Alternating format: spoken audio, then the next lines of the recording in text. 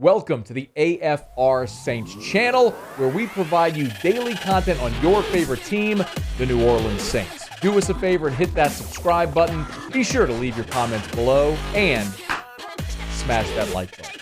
Who dat?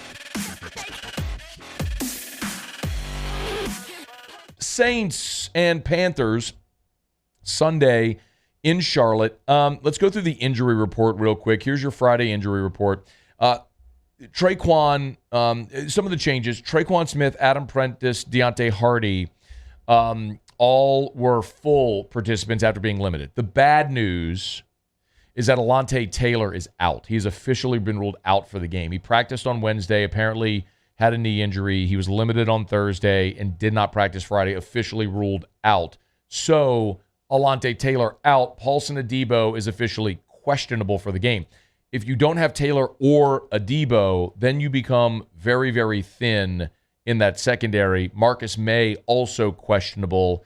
Jameis Winston is officially listed as questionable for the game. So that's something that we've got to keep our eye on is what Jameis's role is going to be on Sunday. As for Carolina, their injury report is not quite as extensive as New Orleans. Of consequence, Dante Jackson, Christian McCaffrey, who were limited early in the week, were full participants this week. So looks like they were full participants on Friday and are going to be good to go for Sunday. When I look at the Saints and the Panthers, for me, this really comes down to two things.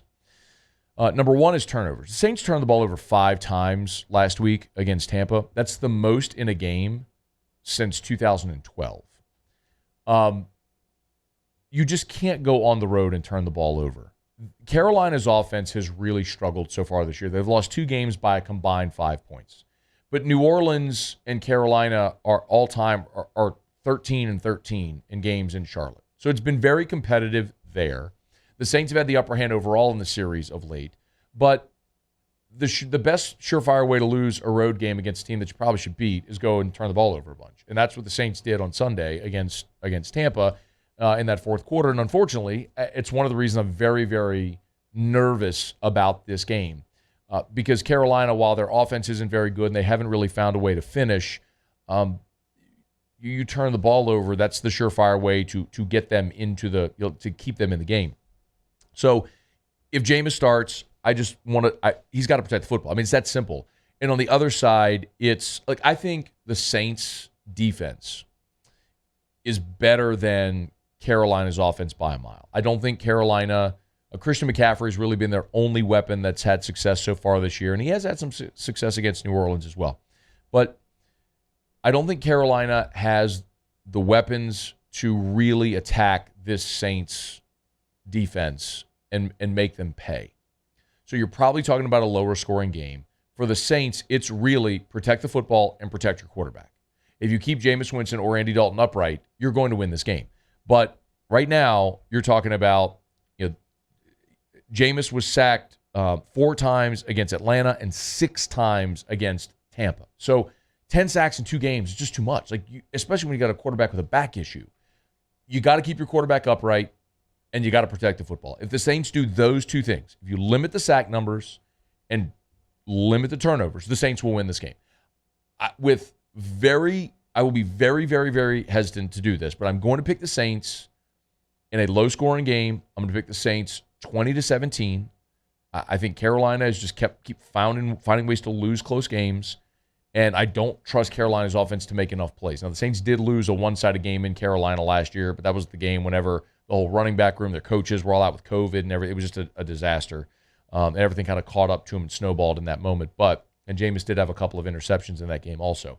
So go protect the football. I think they should be able to win a close game in Carolina. I'll take the Saints 20-17. The turnovers are the issue, obviously, but the point that you made, protecting your quarterback to make sure he's not rushing those throws. 3 turnovers, I think, in the last 5 possessions for the Saints last game. And the guy's running for his life. Look at you, stat guy. He's broken, obviously. His back's broken. He's out there playing through, some major injuries. But so here's my thing. The 4 fractured vertebrae, that's not enough to get the other guy in. I'm with you. I mean, and we're not talking about a scrub that's never played quarterback before. It's why you signed Andy Dalton. to go in there and play. Like, shout out to Jameis for just gutting it out and playing. But I mean, like, at what point do you go, Coach, Uncle, like, our back's broke? Or someone needs to go, hey, no, look, we're tapping you out. Right. And I think if he struggles again at the start of this game, like, that it's time. Like, you can't. I said this on Monday. I respect the Warrior mentality, but not at the consequence of hurting the team overall, especially when you got Andy Dalton sitting right there. Hey, thanks so much for watching. Please leave your comments. I love to interact, and be sure to hit the red subscribe button below.